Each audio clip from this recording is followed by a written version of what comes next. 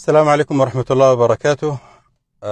أرجو أنه تساعدوني في أن الصوت والرسالة دي تصل للمسؤول. اللايف ده بالإنابة عن ناس ما بيقدروا يتكلموا، ما عندهم ألسنة، ناس ضعيفين، ما عندهم القدرة على التعبير عن مشكلتهم. انطلاقا من قول النبي صلى الله عليه وسلم إنما تنصرون بضعفائكم، أنا طلعت اللايف ده، وعنوان اللايف ده أدركوا أطفال المايقوما. الحاجة اللي ناس كتار ما عارفينها، لما قامت الحرب دي أطفال المايقوما نحن كلنا قمنا جرينا، شلنا أولادنا وبناتنا وشفعنا وحميناهم وطلعناهم من الخرطوم. الأطفال ديل زي أطفالنا يا جماعة، ما عندهم أبو، ما عندهم ما عندهم زول وجيع عليهم. انتوا عارفين أنه في الخرطوم بعد الحرب ب15 يوم ماتوا 70 طفل في المايقوما. والله يا جماعة أقسم بالله العظيم لو في حاجة حتسخطنا في السودان، ربنا لو دار ينزل علينا غضب، أنا أخايف من الحتة دي. 70 طفل يا جماعة، 70 طفل ماتوا في المايقوما. 70 طفل ماتوا بالجوع، ماتوا بسوء الرعاية، ماتوا بالخوف والخلعة، ماتوا لأنه ما لقوا موية، ماتوا لأنه ما لقوا أدوية منقذة للحياة وأدوية عادية، ماتوا يا جماعة.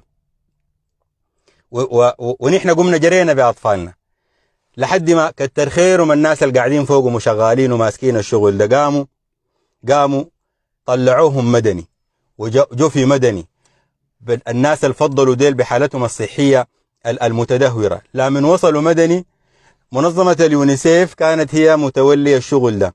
منظمة اليونيسيف أخطرت ولاية الجزيرة، أخطرت وزارة الرعاية الاجتماعية في الولاية، أخطرت وزارة الرعاية الاجتماعية المركزية. نحن يوم 15 سبتمبر حننسحب من الشغل ده وحتستلموا جمعية قطر الخيرية. يوم 15 سبتمبر ناس اليونيسيف لموا حاجاتهم وطلعوا. 15 سبتمبر الليلة التاريخ كم يا جماعة؟ من 15 سبتمبر لحد الليلة أطفال المايقوما في مدني 255 طفل، أكثر من 200 منهم تحت سن ال3 سنوات، فيهم أكثر من 55 رضيع بلا مأوى، بلا طعام، بلا شراب، بلا أدوية، بلا بدون لبن. ديل بيحتاجوا لبن للرضاعة، بيحتاجوا أدوات صحية، بيحتاجوا أدوية، ما عندهم حاجة يا جماعة. الله يفدى كله بالإنابة عن ديل، بس بالإنابة عن ديل. أنا ما بتكلم الآن عن السودان ولا عن الحرب ولا عن الملايين ولا عن الثروة ولا عن الذهب، أنا بتكلم عن حالة إنسانية. زي ما نحن أطفالنا ديل بنخاف عليهم ولميناهم وشلناهم وأحطناهم برعايتنا يا جماعة، ديل ما عندهم أطفال، ما عندهم آباء ولا أمهات، ما عندهم أهل، ما عندهم. يا وزير الرعاية الاجتماعية وين الإغاثة اللي جات؟ 70 طفل ماتوا بالجوع، 70 طفل ماتوا بالجوع. الآن أطفال المايقوما في مدني الليلة اليوم رقم 15 ما عندهم لا أكل ولا شراب. مشوا لقطوا لهم الناس الخيرين، ضربوا لي تليفون قلت لهم بطلع لايف بالمس، والله ما قدرت أصبر يا جماعة، ما قدرت أصبر، قلت أنا أطلع بس أشيل الكلام ده أقوله لكم. هذا ما حصل. الآن أطفال المايقوما ديل اللي هم بيتحملوا جزء من أخطاء بعضنا نحن الآن قاعدين يموتوا. يا وزير الرعاية الاجتماعية، الإغاثة الجات وانت متهم انك اكلتها، انت متهم انك اكلتها، رسل جزء من الاغاثه لاطفال المايقوما. يا وزير الرعايه الاجتماعيه، واي زول مسؤول عن اغاثه، اي زول مسؤول عن اموال، اي زول مسؤول عن اموال اكلت كان ممكن تصل للاطفال ديل، يا وزير الرعايه الاجتماعيه تحديدا، اذا صحيح انت اكلت اموال الاغاثه، دخلت على نفسك فيها قرش ولا اهملت في توزيعها، ربنا ينتقم منك يا وزير الرعايه الاجتماعيه، تخش عليك بالنار في الدنيا والاخره، ربنا يورينا فيك انت عجائب قدرته.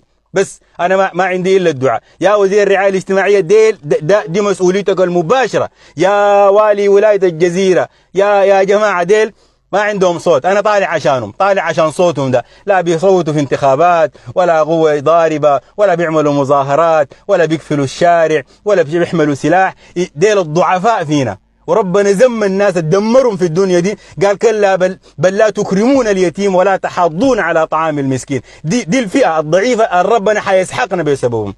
أنا دار أقول لكم الناس الخيرين، جمعية قطر الخيرية، وزارة الرعاية الاجتماعية في الجزيرة، حكومة الجزيرة دي مسؤوليتكم، وزارة الرعاية الاجتماعية دي مسؤوليتكم. الناس اللي بيقدروا يصلوا الجماعة دي في مدني الوصول لهم سهل، أدركوا هؤلاء الأطفال، أدركوا هؤلاء الأطفال وشيروا اللايف ده. أنا داير الصوت ده يصل. شكرا لكم، السلام عليكم ورحمة الله وبركاته.